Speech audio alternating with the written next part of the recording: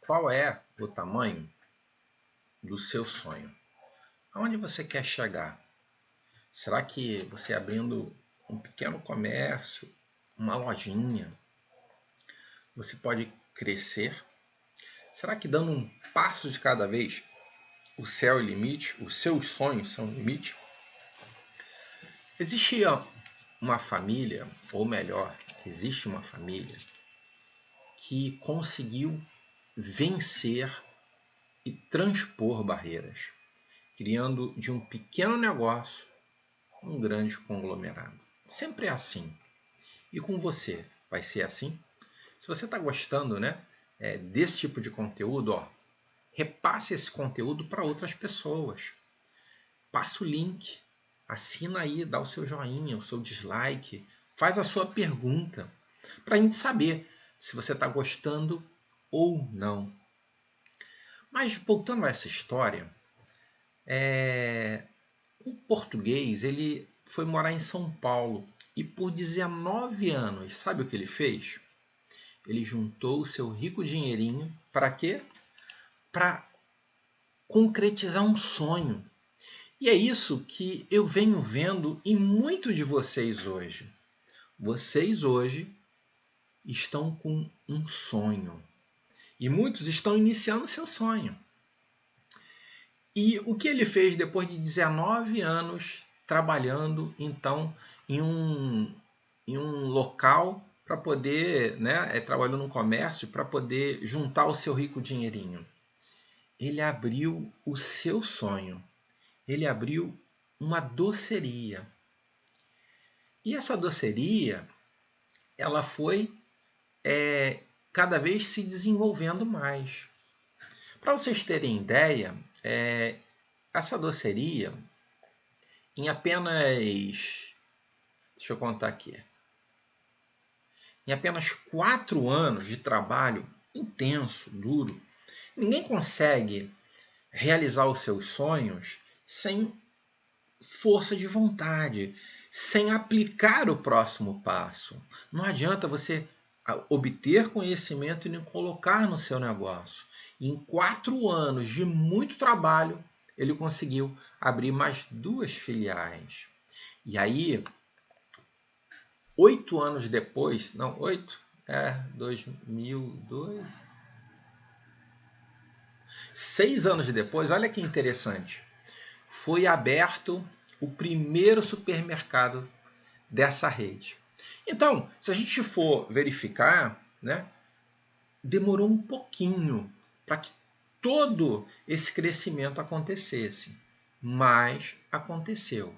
E foi inaugurado o primeiro supermercado dessa rede.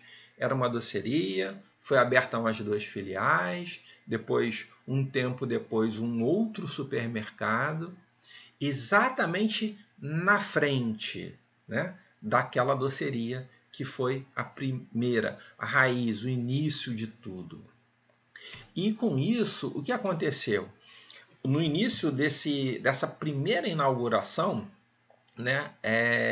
foi em pouco tempo depois, podemos dizer assim, praticamente 10 anos, 9 anos depois, essa mesma rede já era composta por 64 lojas. Olha que interessante.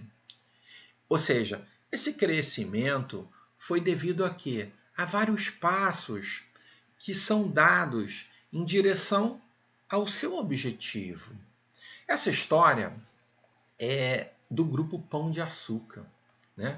O seu Valentim, que era um português, Valentim dos Santos, ele tinha essa ideia na sua mente. Mas o seu objetivo era crescer, era cada vez ficar maior. E ele conseguiu fazer isso com muito esforço. Então, isso mostra que o tamanho do nosso negócio é qual? É quando nós nos empenhamos em dar o próximo passo. E o próximo passo dele era cada vez mais crescer o seu supermercado. Só para vocês terem ideia, na década de 1970, ele abriu a primeira geração de hipermercados lá em São Paulo, que era a loja Jumbos, né? Ele fez isso lá na região de Santo André, na região do ABC, né? Paulista. E aí sabe o que aconteceu? Ele começou a abrir isso em 1970. E aí a gente, para encurtar um pouquinho essa história, né? O filho dele, em 1990, ele passou a assumir a presidência, que é o tão conhecido, né? O tão capaz Abílio Diniz. E ele, quando ele assumiu essa presidência, lá no ano de 1990, ele passou a ocupar o conselho.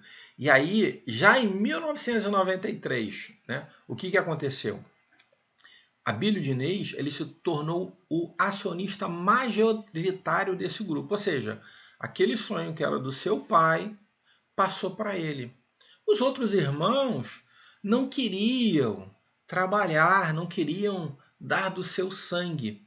E já nessa época, em 1993, existia uma grande dívida no Grupo Pão de Açúcar.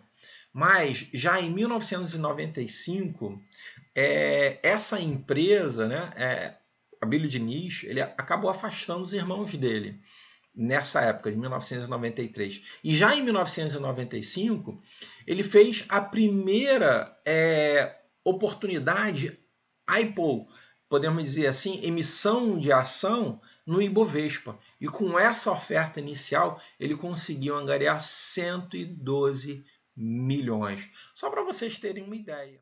E aí depois, 2 anos depois, o Pão de Açúcar, o Grupo Pão de Açúcar, foi a primeira empresa varejista a lançar na Bolsa de Ações em Nova York, né,